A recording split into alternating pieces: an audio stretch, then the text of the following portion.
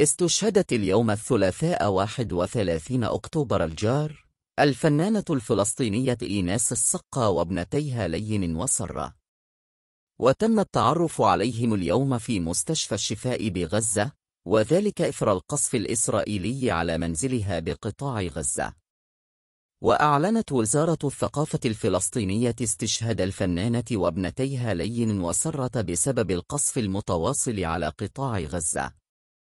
كما نعت الوزارة في منشور لها على الحساب الرسمي بموقع فيسبوك استشهاد الفنانة إيناس السقا وابنتيها لين وسرة أثر القصف المتواصل على قطاع غزة، وسبق أن نفذت الكثير من ورش الدراما والمسرح مع الأطفال، وشاركت في العديد من الأنشطة للتفاعلية المجتمعية.